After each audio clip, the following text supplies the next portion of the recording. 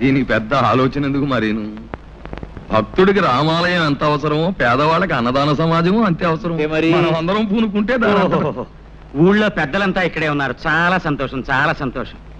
ఇదంతా చూసి ఏమిటా అని మీరు ఆశ్చర్యపోతున్నట్టున్నారు. ఏం లేదండి, మీరంతా నేను వెంటనే పెళ్లి చేసుకోపోతే నన్ను గ్రామం నుంచి బహిష్కరిస్తా ఉన్నారు. ఆలోచిస్తే మీ నిర్ణయం చాలా కరెక్టే అనిపించింది నాకు కూడాను. అందుకని పిల్లని అడగడానికి వచ్చానండి. ఎవరింటికి వచ్చావు? ఎవరి పిల్లని అడగడానికి వచ్చావు? బాలేవారని మీరు మీ ఇంటికే మీ పిల్లనే. పిచ్చి కృష్ణ, ఒళ్ళు దగ్గర పెట్టుకునే మాట్లాడుతున్నావా? చూడండి, నేను చాలా పెద్ద మనిషిలాగా తెల్లలాల్చి తెల్ల పైజమా వేసుకుని వస్తే పిచ్చి కృష్ణ పుచ్చు కృష్ణ అంటే తప్పు. నోర్మై, ఈ ఇంటికొచ్చి పిల్లని అడగడానికి ఎంత ధైర్యం రా నీకు? నా పిల్లలు జాతి రత్నాలు రా. నీలాంటి గులకరాళ్ళకిచ్చి పెళ్లి చేసే నికృష్టుని కాదు. ఇంకొక క్షణం నా కళ్ళ ముందుంటే నిన్ను నేను క్షమించాలి. పో బయటికి.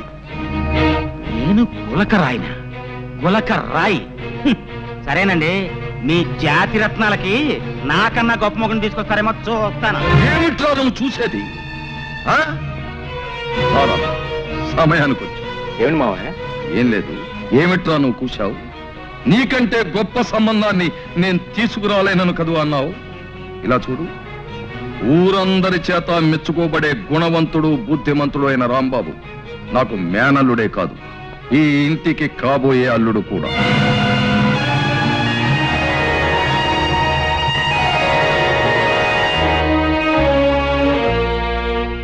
నా పెళ్లి గురించి నన్ను అడగకుండా మీ ఇష్టం వచ్చినట్టు మీరు నిర్ణయించుకోవడమేనా? ఆడపిల్లైనంత మాత్రాన మీరేం చేస్తే దానికి నేను తలూపాలా? ఈ పెళ్లి నేను చేసుకోను. ఏమిటే ఊరుకుంటున్నాం కదా అని రెచ్చిపోతున్నావు? బావకి ఏం తక్కువ నిలుగుతున్నావు? నాకేం తక్కువ అని నేను అడుగుతున్నాను. బుద్ధి జ్ఞానం ఈ రెండే తక్కువ. అన్నపూర్ణ, నువ్వు లోపలికి. అమ్మ జానకి, ఇలా రామ్మ, ఇలా కూర్చోతండి. అమ్మా, మనకున్న ఆస్తి ఏ పాటు ఉంటుందనుకుంటున్నావు? పట్నంలో ఒక పెద్ద డాక్టరు నెల సంపాదన అంత ఉండదు. కనీసం ఒక కాంట్రాక్టరు ఇంజనీర్కి ఇచ్చే లంచం పాటు ఉండదు. అందుకని ఇంజనీర్లతోనూ కాంట్రాక్టర్లతోనూ సంబంధం అందుకునే అంతస్తు మనకి లేదమ్మా. అలాగని నేను ఏ పట్నంలోనూ 300 400 తెచ్చుకునే గుమస్తాకిచ్చి కట్టబెట్టలేదు. బుద్ధిమంతుడు యోగ్యుడు అయిన భావం నువ్వు పెళ్ళాడితే నువ్వు మా కంటి ముందుంటావని, నీకు మేము కంటి ముందుంటామని, ఒకళ్ళకొకళ్ళు చేదోడు అదోడుగా ఉంటామని ఇన్ని ఆలోచనలతో ఈ నిర్ణయానికి వచ్చామమ్మా. ఏమంటావు? ఏమంటావు? అసలు ఏ ఉద్దేశంతో దాన్ని చేసుకోవడానికి ఒప్పుకున్నావు? అసలు ఏ ఉద్దేశంతో దాన్ని చేసుకోవడానికి ఒప్పుకోకూడదు అంటే అక్క ఏంటి నీకు ఇష్టమేనా? నీకు తిందంటే ఎంత ఇష్టమో నాకు అదంటే అంత ఇష్టం. అంతే కదే. 2 రోజులు మామని అనడంగానే ఆలస్యమైనట్టయితే నేనే తిరగా మామ దగ్గరికి వెళ్ళి మామ నీ కూతురు నాకు ఇస్తున్నావా లేదా, లేకపోతే ఊర్లో చెత్తుపోయి పెళ్లి చేసుకోమంటావా అని అడుగుండేమని. సర్లే గొప్ప, నేను వెళ్తున్నాను. వెళ్ళు, నేను రమణన్నా. ఓయ్, దానికి వంట వార్పు ఏమీ రాదు తెలుసా? దానికి కూడా నువ్వే వంట చేసి పెట్టాలి. వంట చేసి పెట్టడం నాకు కష్టమేంటే? చిన్నప్పటి నుంచి వంట చేయడం నాకు అలవాటే కదా, చేసి పెడతా. అలాగే అందరూ నిన్ను వంట చేసే మొగుడు నవ్వుతారు తెలుసా? వంట చేసే మొగుడనే కదా, వంట భీముడు నవ్వినా కూడా నాకేం బాధలేదు. వాళ్ళ పళ్ళే బయటపడతాయి. అలాగే చేసుకో. ఇదిగో, దానికి పాలు తీయడం పిడకలేయడం ఇవి కూడా రావు. అవి కూడా నువ్వే నేర్చుకోవాలి. నేర్చుకునేదంటే నేను పాలు తీయగలను, పిడకలు వేయగలను. నాకే కోరి కష్టాలు తెచ్చుకుంటానంటే ఎవరేం చేస్తారు? నీ కర్మ. కర్మ కాబట్టి పెళ్లి చేసుకున్నా. ఇదిగో, దానికి తల దూకోవడం జడేసుకోవడం ఇవి కూడా రావు. అవి కూడా నువ్వే నేర్చుకోవాలి. ఏంటి నువ్వు చెప్పేది? నా పిల్ల నా ఇష్టం. తల దూకుతా, జడేస్తా, పూలు పెడతా, అవసరమైతే నీళ్లు కూడా పోస్తా. రామ రామ రామ. ఇదిగో, దాన్ని నువ్వు పెళ్లి చేసుకున్నావంటే సుఖంగా కాపురం చేయలేవు. అందుకని వేరే పిల్లని చేసుకో బావా. ఏంటి నువ్వు చెప్పేది? మేనమామ కూతురు పెళ్లి చేసుకుంటా అని చెప్పాను. చెప్పిన తర్వాత పెళ్లి చేసుకోకపోతే బాగుంటుందా? అంటే నీ మామకున్నది ఒకటే కూతురా? ఉండటానికి 2 కూతురు అనుకో, ఉంటే మాత్రం ఇద్దరు చేసుకుంటానా? పూర్తిగా ఇష్టపడే ఈ పెళ్లికి నువ్వు అంగీకరించావా?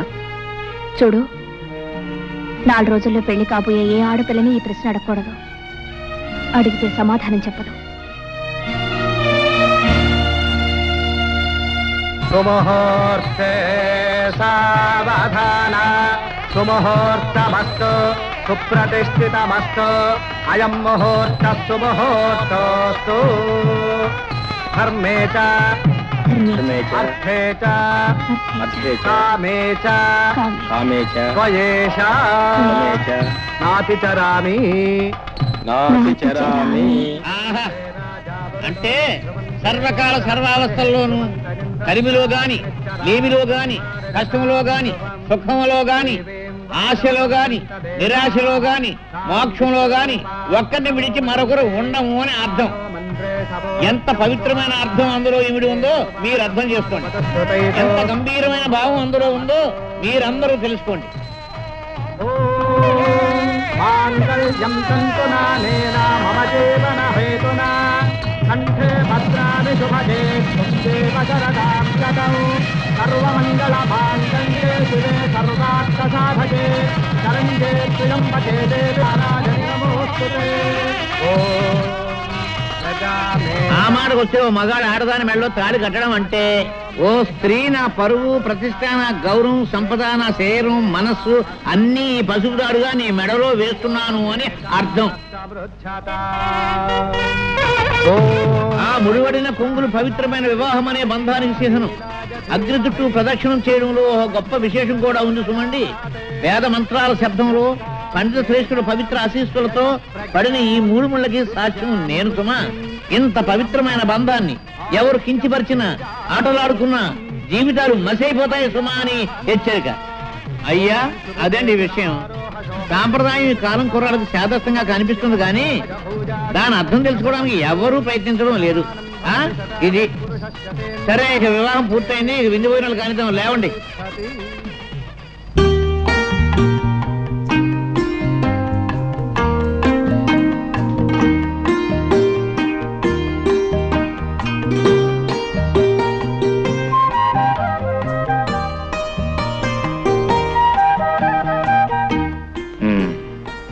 అమ్మాయి గారి సిగ్గుగా ఉందా? సిగ్గుగానే ఉంది. ఈ గదిలో ఉక్కగాను ఉంది. ఓ సింతే కదా, కౌగులిస్తే సిగ్గు పోతుంది, ఆ కిటికీ తలుపులు తెరిస్తే ఉక్క పోతుంది.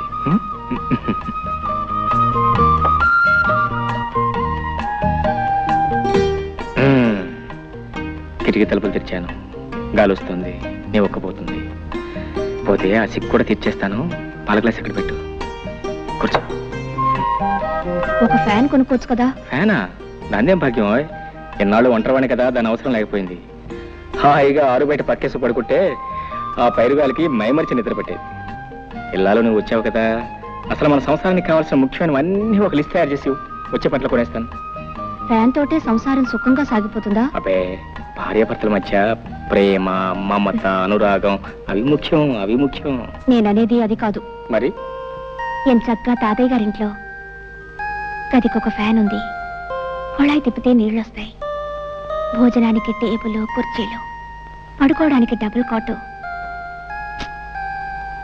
దేనికైనా అదృష్టం ఉండాలి. అదృష్టం కాదు, డబ్బులు డబ్బులు ఉండాలి. నేలను బట్టి నీళ్లు, లక్షణాలను బట్టి లక్షణాలని మన పెద్దలు ఊరికే అన్నారా? చూడు, వెనక ఒక మాట చెప్పనా, మనకున్నదాన్ని మనం స్వర్గం అనుకుంటే స్వర్గం, నరకం అనుకుంటే నరకం. కుళాయి తిప్పినా వచ్చేది ఆ నీళ్లే, మన పెరటి బావిలో తోడినా వచ్చేది ఆ నీళ్లే. ఫ్యాన్ తిరిగినా వచ్చేది ఆగాలే, మన కిటికీ తలుపు తెరిచినా వచ్చేది ఆగాలి. పందిరి మంచమైనా డబుల్ కాట్ అయినా నిద్ర ముఖ్యంగానే మంచం కాదు. సర్లే, మగాళ్ళకి ఏదో సర్ది చెప్తారు. సత్య చెప్తాం కదా, జీవితానికి అర్థం చెప్తున్నాను. రా, ఎందుకు? బాగా చెప్తాను. ఇటు రావోయ్. చూడు, ఆ చెట్టు కింద నా జంటను చూడు. ఎండొచ్చినా వానొచ్చినా ఆ చెట్టే వాళ్ళకి శరణ్యం. అదే వాళ్ళ మిద్దే, వాళ్ళ మేడ. జానకి, ఓ మాట చెప్పనా, జీవితంలో మనకంటే ఉన్నవాళ్ళని చూసి మనం బాధపడే కంటే మనకంటే లేని వాళ్ళని చూసి వాళ్ళకంటే మనం ఎంత అదృష్టవంతులమో తెలుసుకుని సంతోషించడం ఎంతో మంచిది. అదే జీవిత సత్యం, అదే జీవితాన్ని అర్థం చేసుకోవటం. అర్థమైందా? నవ్వు నవ్వు.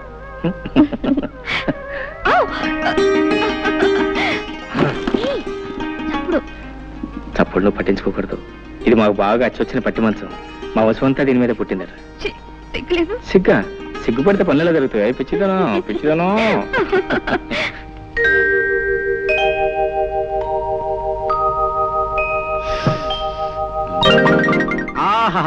స్వాగతం, సుస్వాగతం. రా. నాకసలు పెళ్ళే అవదని, పిల్లనివ్వని ఈ ఊళ్ళో చాలా మంది కారు కోతలు, రైలు కోతలు కూడా కూర్చారు. అందుకే నేను సీక్రెట్ గా పెళ్లి చేసుకున్నా. ఏ అమ్మాయితో నా చెయ్యి పట్టుకుంటే 500, కాలు పట్టుకుంటే 600 జరిమానాలు వేసి నావి 10 ఎకరాలు తినేశారు. రేపటి నుంచి నీ కాళ్ళు చేతులు నడి సెంటర్లో రోజుకి 100 సార్లు పట్టుకుంటాను. ఎవడేం చేస్తాడో చూస్తాను. రా.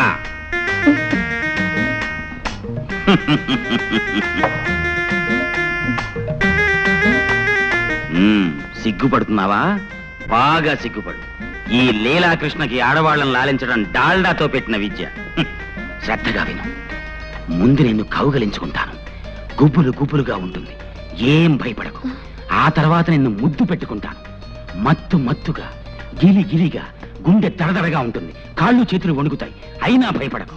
ఆ తర్వాత చెప్పడం కుదరదులే. రెడీ? కౌగలింత. ఇదేం కౌగులంత?